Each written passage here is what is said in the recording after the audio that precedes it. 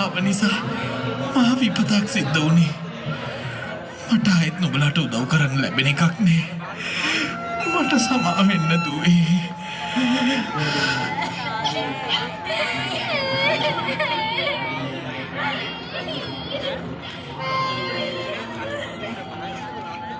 ඉතින් ටික දවසකින් ස්වර්ණහංසයාගේ පිහාටු නැවත ආවත් ඒ සියලුම පිහාටු සුදු පාටින් තමයි ආවේ. පිහාටු වැඩුණු පසු හංසයා වනාන්තරයට පියඹා ගියා. ආයේ කවදාවත් ආවේ නැහැ. මේ තණ්හා